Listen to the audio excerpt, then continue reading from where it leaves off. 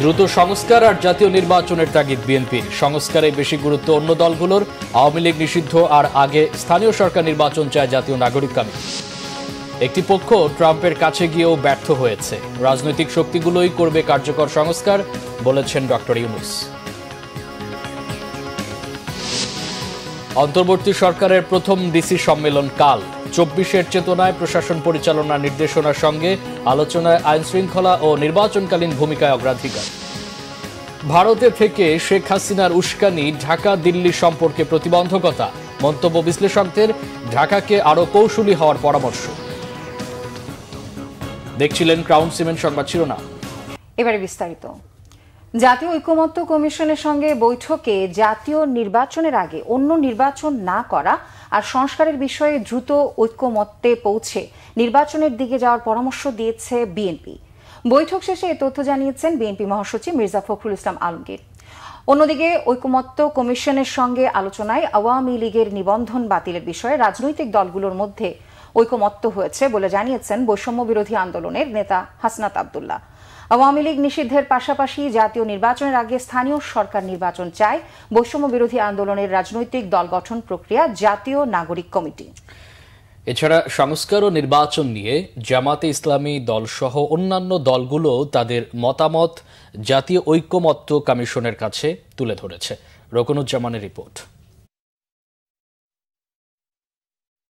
শনিবার শুরু হলো রাজনৈতিক দলগুলোর সাথে জাতীয় ঐকমত্য কমিশনের আলোচনা। রাজধানীর বেইলি রোডের ফরেন সার্ভিস একাডেমিতে বেলা ৩টায় শুরু হওয়া আলোচনায় ২৬টি রাজনৈতিক দলের শতাধিক নেতা অংশ নেন। ৬ সংস্কার কমিশনের রিপোর্টের সংস্কার বাস্তবায়নের পথরেখা ঠিক করতে রাজনৈতিক দলগুলোর সাথে আলোচনার জন্য এই কমিশনের মেয়াদকাল ৬ মাস। সভা শেষে ঐকমত্য কমিশনের কো চেয়ারম্যান কমিশনের কাজের তথা জাতীয় ঐক্য প্রতিষ্ঠার পথরেখা তুলে ধরেন। এই কমিশনেরই মেয়াদ দেওয়া হচ্ছে ৬ মাস। সেই ক্ষেত্রে আমাদের লক্ষ্য হচ্ছে, কমিশনের পক্ষ থেকে লক্ষ্য হচ্ছে যত দ্রুত সম্ভব আমরা ঐকমত্যে পৌঁছতে চাই। এই সংস্কার কর্মসূচিগুলো অগ্রসর হওয়া দরকার এবং ঐকমত্যটা প্রতিষ্ঠা করা দরকার, যাতে করে আমরা নির্বাচনের পথে অগ্রসর হতে পারি। পরে সভায় অংশ নেওয়া রাজনৈতিক দলগুলো তাদের প্রতিক্রিয়া জানায়। বিএনপি জাতীয় নির্বাচনের আগে অন্য নির্বাচনের বিরোধিতার পাশাপাশি দ্রুত জাতীয় ঐকমত্যের ভিত্তিতে জাতীয় নির্বাচনের উপর গুরুত্ব আরোপ করে। আমরা আশা করব যে খুব দ্রুত এই সংস্কারের যে ন্যূনতম ঐকমত্য তৈরি হবে সেটার উপর ভিত্তি করে অতি দ্রুত জাতীয় নির্বাচন অনুষ্ঠিত হবে, এটাই আমাদের প্রত্যাশা। জাতীয় সংসদের নির্বাচন সবার আগে হতে হবে, তারপরে আপনার স্থানীয় সরকার। বৈষম্য বিরোধী আন্দোলন আর জাতীয় নাগরিক কমিটি আওয়ামী লীগ নিষিদ্ধ, নিবন্ধন বাতিল এবং বিচারের বিষয়গুলো তুলে ধরে। তবে জাতীয় নির্বাচনের আগে স্থানীয় সরকার নির্বাচনের দাবির কথাও জানায় জাতীয় নাগরিক কমিটির নেতারা। সরকার উদ্যোগ নিয়ে আইনি প্রক্রিয়ায় যেন আওয়ামী লীগকে নিষিদ্ধ করে এবং পরবর্তী কোনো প্রক্রিয়ায় যেন রাজনৈতিকভাবে কোনোভাবেই যেন আওয়ামী লীগ ফাংশনাল না হতে পারে, সেই বিষয়টি আমরা সেখানে প্রস্তাব দিয়েছি। আওয়ামী লীগের নিবন্ধন বাতিল করার মধ্য দিয়ে আওয়ামী লীগকে পলিটিক্যালি ডিসফাংশনাল করা, যেটি আমরা 5ই আগস্ট ছাত্র নাগরিক যেটির হচ্ছে জনরায়ের মধ্য দিয়ে সিদ্ধান্ত দিয়েছে, সেটির হবে ইনস্টিটিউশনাল রায়। এবং আজকে আমরা এই বিষয়টিতে আমরা মোটা দাগে সকল রাজনৈতিক দলকে আমরা একমত ঐকমত্যের জায়গায় পেয়েছি। আমরা প্রত্যক্ষ এবং পরোক্ষ কোনো ধরনের নেগোসিয়েশনের চিহ্ন দেখতে চাই না। যারা দোষী, যারা খুনি, যারা খুনিদের দোষর, তারা যেই দলের যেই মতেরই হোক না কেন তাদের শাস্তি হতে হবে এবং এই বিচারিক প্রক্রিয়ায় কোনো ধরনের আমরা হস্তক্ষেপ প্রত্যাশা করি না, এটা আমরা আমাদের জায়গা থেকে স্পষ্ট করে দিয়েছি।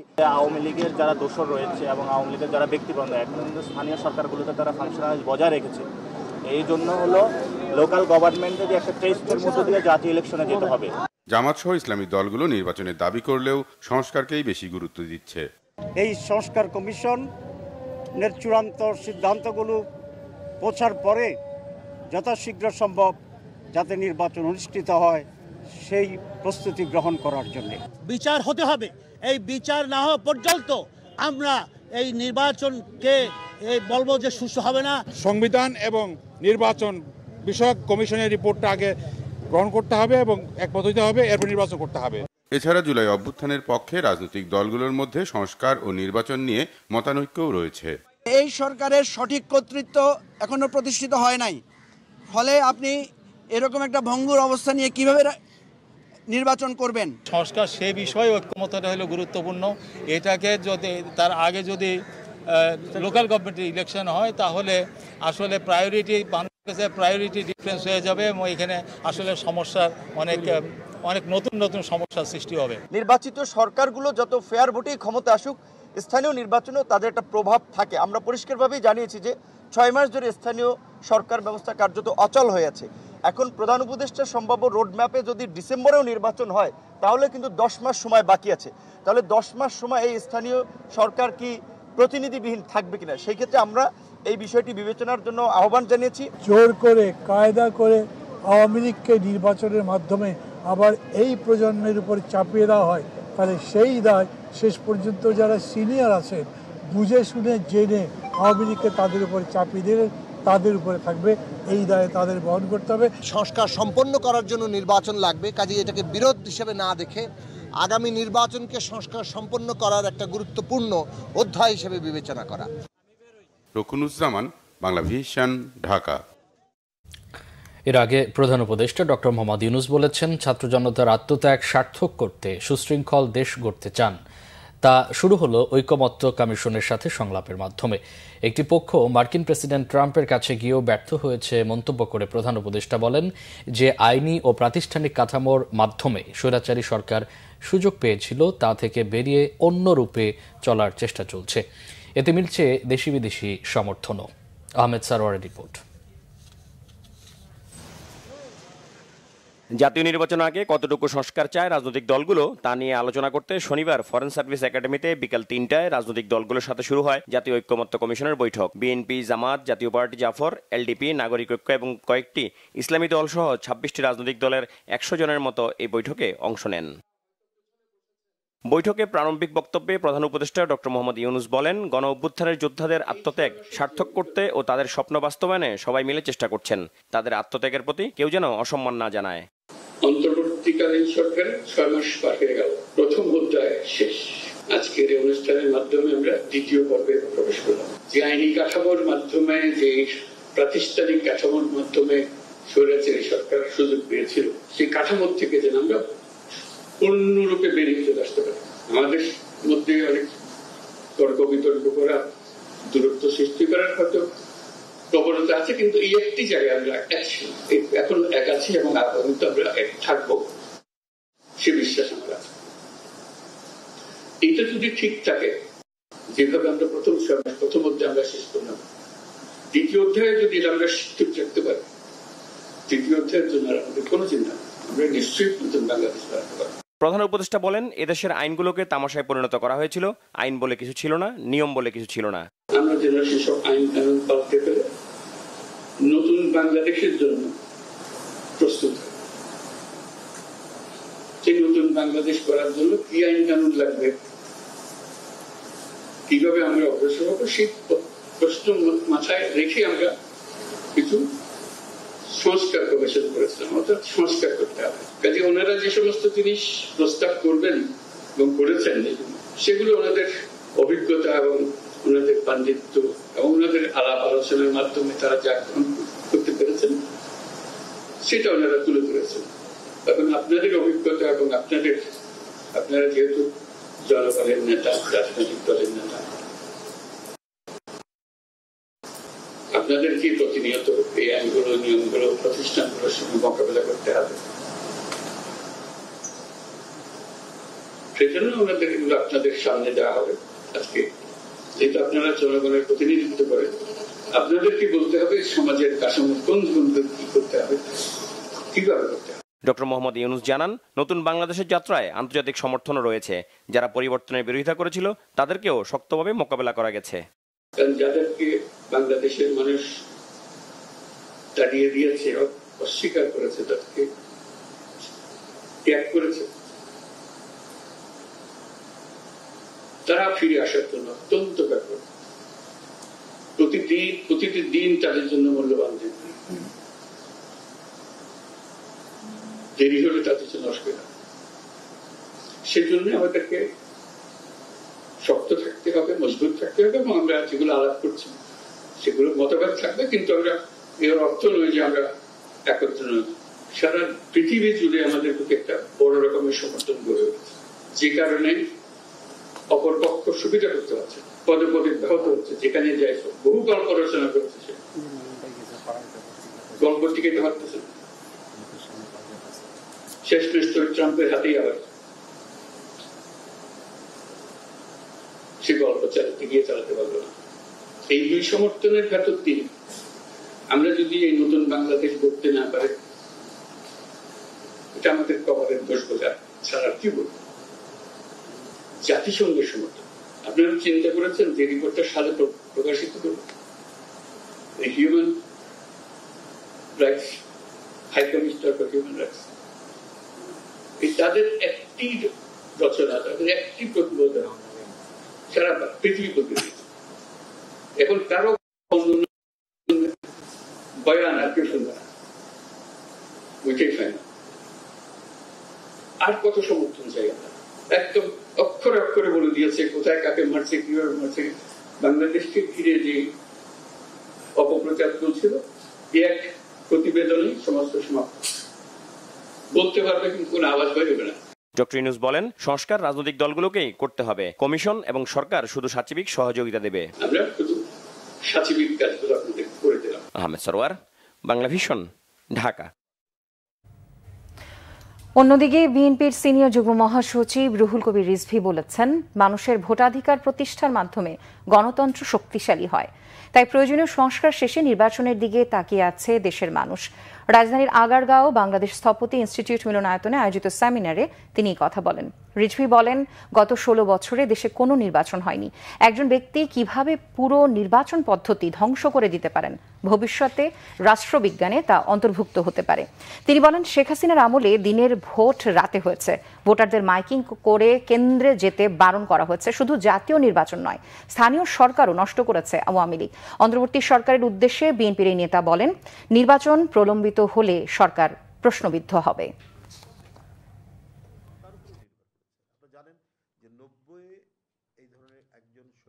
সময়ের মধ্যে নির্বাচনটা দেওয়া দরকার, যে সময়টা যেন খুব প্রলম্বিত না হয়, এ কথাটা বলা হয়েছে। যে একবারে যদি খুব বেশি দেরি হয় তাহলে সাধারণ মানুষের মধ্যে, জনগণের মধ্যে নানা প্রশ্নের দেখা দেবে। সেই প্রশ্নটা যাতে দেখা না দেয়, এবং ডক্টর ইউনূস সাহেবের সরকার হচ্ছে জনসমর্থিত সরকার, আন্দোলন সংগ্রাম এবং গণতন্ত্রের লড়াই যারা দীর্ঘদিন রাজপথে ছিলেন তাদের সমর্থিত সরকার। তো সুতরাং এই সরকার সবসময় মানুষের সেন্টিমেন্ট ধারণ করেই তারা কাজ করবে।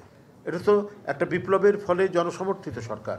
এই সরকারকে নিশ্চিত করতে হবে একটা অবাধ সুষ্ঠু নির্বাচন, পার্লামেন্টারি নির্বাচন, যেটা জনগণ দীর্ঘদিন ধরে যে নির্বাচনে ভোট দিতে পারেনি।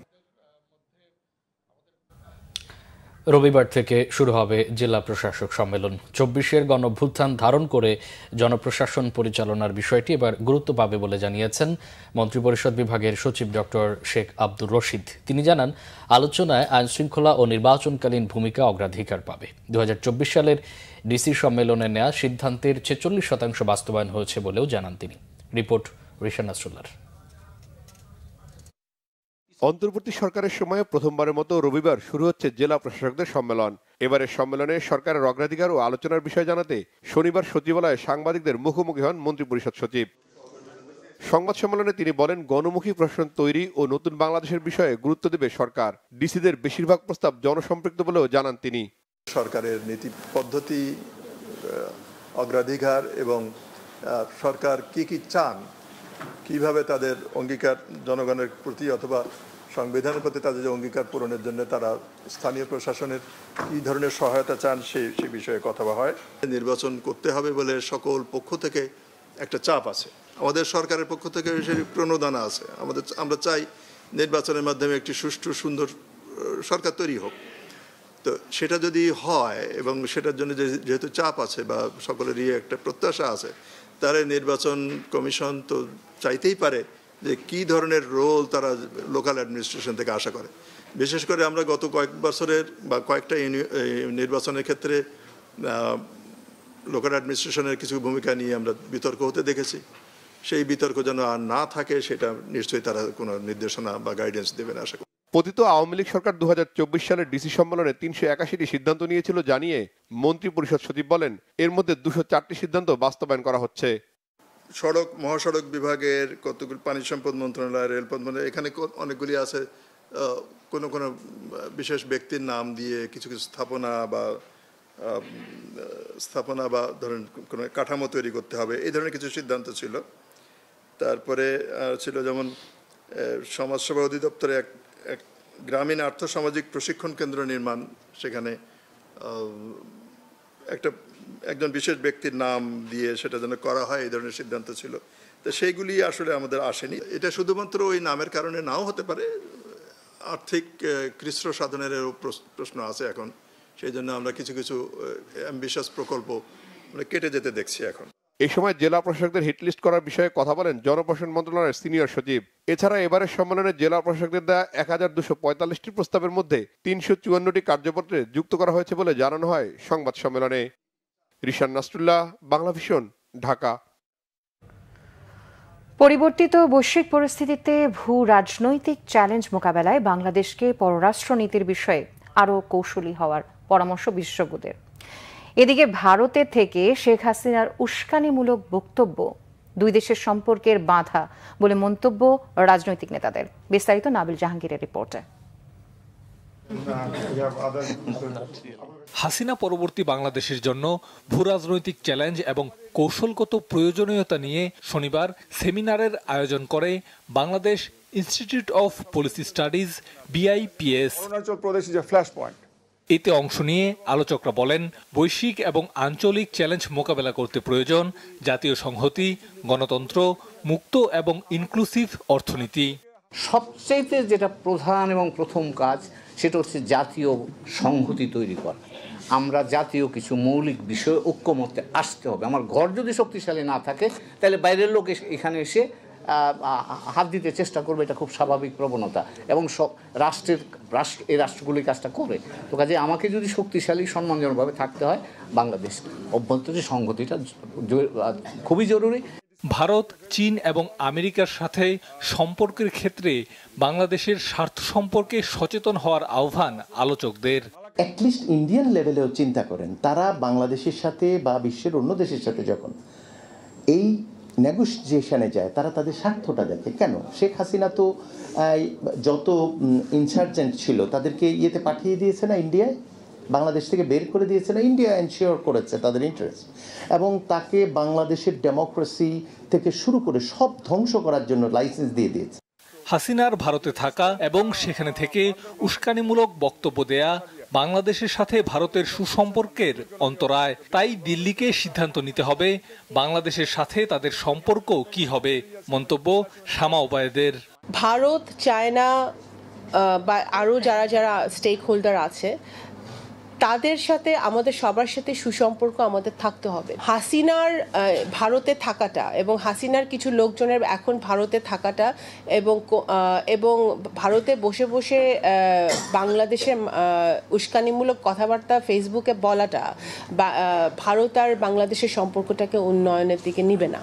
বৈশ্বিক ভূকৌশলগত চ্যালেঞ্জ মোকাবেলায় সমরনীতি এবং কূটনীতির সমন্বয় করার পরামর্শ বিশেষজ্ঞদের। ভালো জান বুঝবেন, এটা ওনাদেরকে Nabil Jahangir, Bangla vision, Dhaka. Attorney general advocate Mohammad Asaduzzaman বলেছেন, দেশের স্বাধীনতা ও সার্বভৌমত্বকে ধ্বংসের পরিকল্পনার অংশ হিসেবে এই পিলখানায় 57 জন চৌকস সেনা অফিসারকে হত্যা করেছিল স্বৈরাচার আওয়ামী লীগ সরকার। রাজধানীর BFDC অডিটোরিয়ামে ডিবেট ফর ডেমোক্রেসি আয়োজিত বিডিআর হত্যাকাণ্ড নিয়ে ছায়া সংসদে প্রধান অতিথির বক্তব্যে তিনি এই কথা বলেন। অ্যাটর্নি জেনারেল বলেন, ভুক্তভোগী পরিবার থেকে অভিযোগ করা হয়েছে ওই দিন পিলখানায় বিডিআরের পোশাক পরে হত্যাযজ্ঞে অংশ নিয়েছিল ছাত্রলীগ ও যুবলীগ। বিষয়টি খতিয়ে দেখতে বিডিআর হত্যা তদন্তে গঠিত কমিশনের প্রতি আহ্বান জানান তিনি। বলেন, পিলখানার ঘটনায় তৎকালীন সেনাপ্রধান অবসরপ্রাপ্ত জেনারেল মঈন ইউ আহমেদের নীরবতা এবং কার্যকর ব্যবস্থা গ্রহণে গড়িমসি প্রমাণ করে তিনিও এই হত্যায় জড়িত। 2009 সালের 25 ফেব্রুয়ারি 1.5 ঘন্টার মধ্যে সেনাবাহিনীর অপারেশনকালীন টিম পিলখানার কাছে পৌঁছে গেলেও কার নির্দেশে অপারেশন চালায়নি সেটিও খতিয়ে দেখা দরকার। ডিবেট ফর ডেমোক্রেসির চেয়ারম্যান হাসান আহমেদ চৌধুরী কিরণ প্রশ্ন তোলেন, বিডিআর হত্যাকাণ্ডের আগের রাতে সাবেক প্রধানমন্ত্রী শেখ হাসিনার রাইফেল ডিনারে অংশ নেওয়ার কথা থাকলেও কেন যাননি, সেটিও এখন বড় প্রশ্ন হয়ে দাঁড়িয়েছে।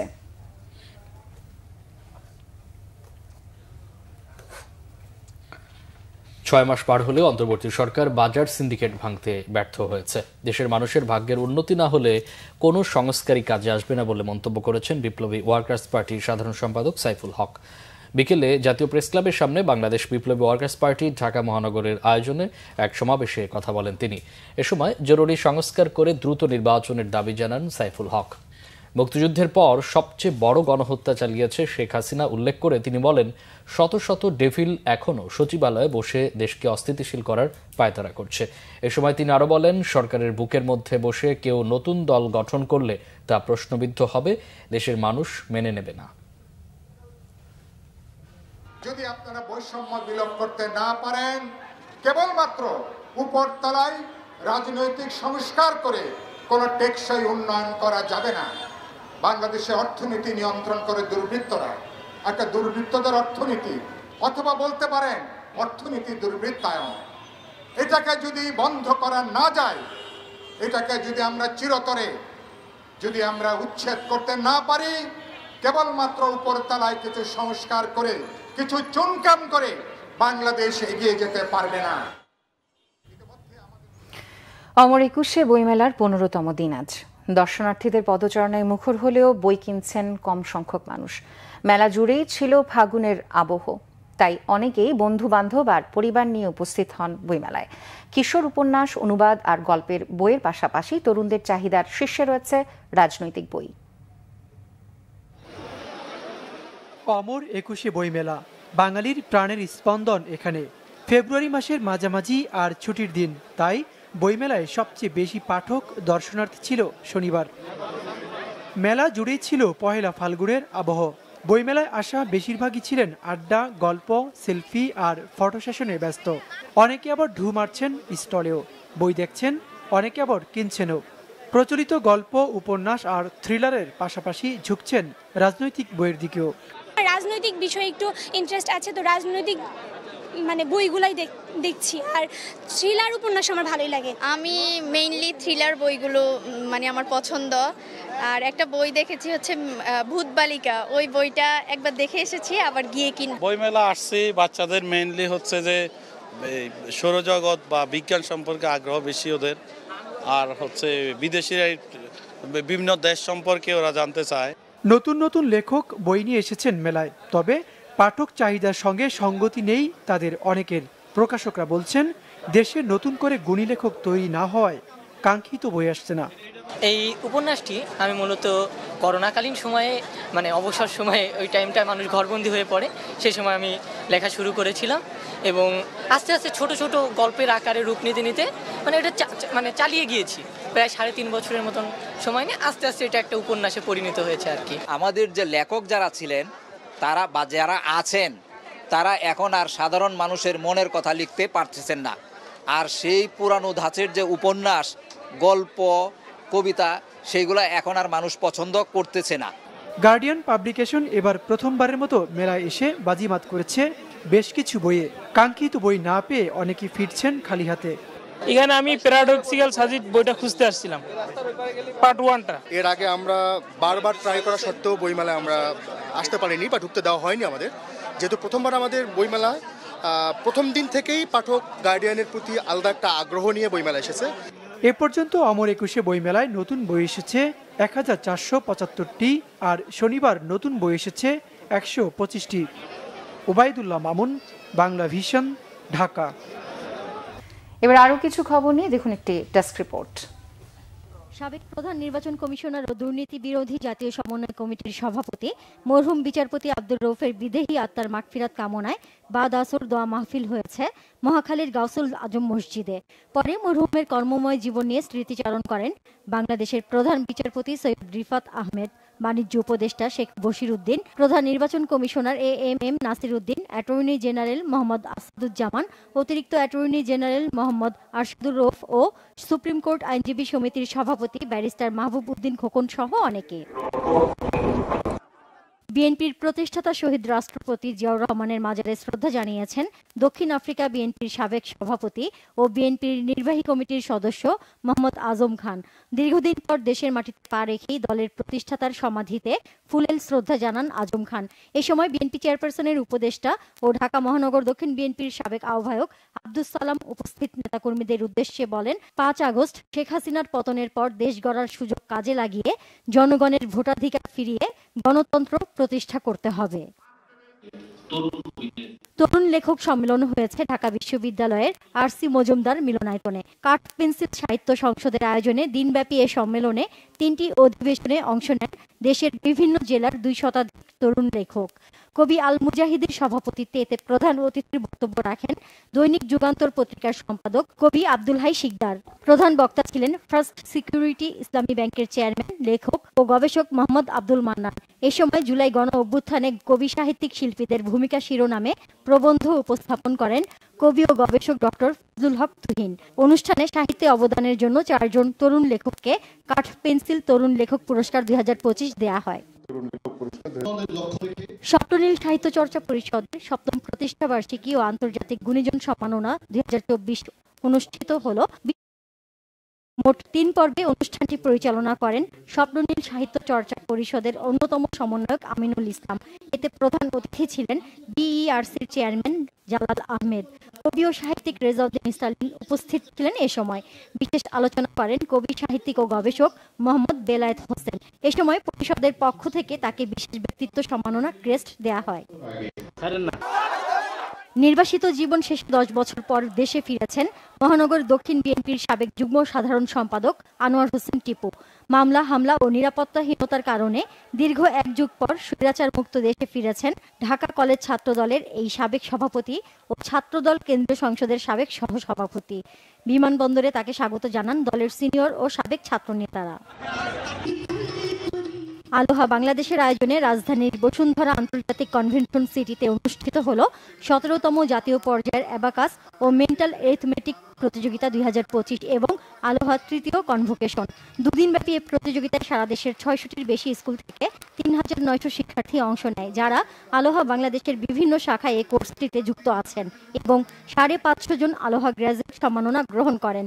অনুষ্ঠানটি উদ্বোধন করেন প্রধান অতিথি আলোহা মেন্টাল অ্যারিথমেটিকের ফাউন্ডার লোহমুন সাং। দ্বিতীয় দিনে প্রতিযোগিতার পুরস্কার বিতরণ করা হয়। উপস্থিত ছিলেন বিশেষ অতিথি আলোহা ইন্টারন্যাশনাল ডিরেক্টর কিরণ মাতওয়ানি, আলোহা বাংলাদেশের চেয়ারম্যান সাইফুল করিম, ব্যবস্থাপনা পরিচালক মোহাম্মদ হায়দার চৌধুরী এবং ডিরেক্টর মোহাম্মদ শামসুদ্দিন টিপু উপস্থিত ছিলেন। এ সময় আগামী 24 ঘন্টার মধ্যে দ্য ডিমান্ড চলচ্চিত্রটির ছাড়পত্র ইস্যু করা না হলে আইন সহায়তা নেওয়ার হুঁশিয়ারি দিয়েছেন ছবিটির প্রযোজক অ্যাডভোকেট বেলায়েত বেলাল।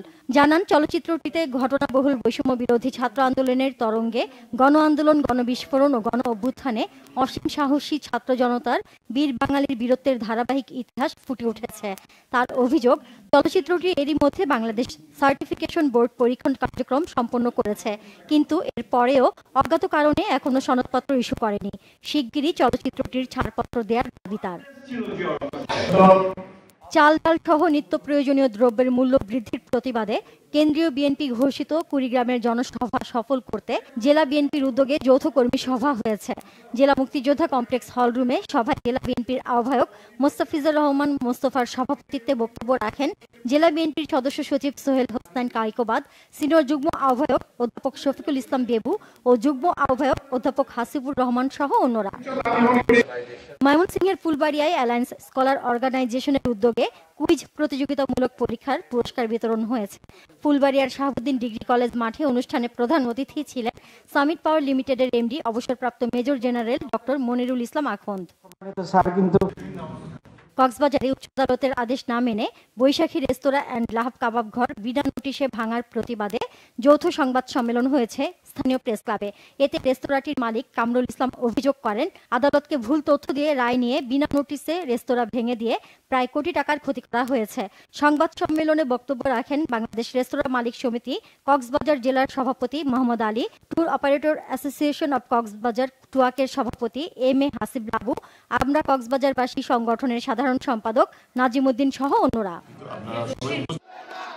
অবৈধ মাটির ট্রাক ও ড্রাম ট্রাক বন্ধের দাবিতে কিশোরগঞ্জ সদর উপজেলার 1400 দরবারপুর এলাকায় মাটি ভর্তি ট্রাক আটক করে মানববন্ধন ও বিক্ষোভ করেছে স্থানীয় গ্রামবাসী। স্থানীয় দরবারপুর বাজার মোড়ে কর্মসূচি পালন করেন তারা। বিএনপির ভারপ্রাপ্ত চেয়ারম্যান তারেক রহমান ঘোষিত 31 দফা বাস্তবায়নের লক্ষ্যে ব্রাহ্মণবাড়িয়ার নাসিরনগর উপজেলার হরিপুর ইউনিয়ন বিএনপির উদ্যোগে জনসভা অনুষ্ঠিত হয়েছে। হাজী তিতন ফকিরের সভাপতিত্বে হরিপুর ইউনিয়নের শাহজাহান উচ্চ বিদ্যালয় মাঠে এতে প্রধান অতিথি ছিলেন নাসিরনগর উপজেলা বিএনপির সভাপতি এম এ হান্নান। বাংলাদেশে প্রথমবারের মতো স্বজন সিপিভিসি প্লাম্বার ফুটবল ফেস্ট 2025 আয়োজন করতে যাচ্ছে স্বজন গ্রুপ। এক প্রেস কনফারেন্সে এই তথ্য জানায় প্রতিষ্ঠানটির কর্তৃপক্ষ।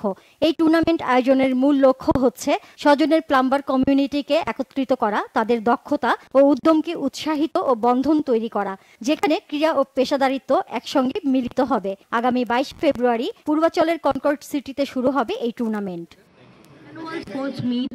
রাজধানীর বনশ্রীতে ঐতিহ্যবাহী Islamic English medium school of the nation উৎসাহ উদ্দীপনার মধ্য দিয়ে আয়োজন করল বার্ষিক ক্রীড়া প্রতিযোগিতা 2025। জুলাই গণ অভ্যুত্থানের চেতনাকে জাগ্রত রাখতে শিক্ষার্থীরা অভিনয় করে দেখান শহীদ আবু সাইদ, শহীদ মীর মুগ্ধ সহ বিভিন্ন শহীদদের শাহাদাতকালীন অবস্থা।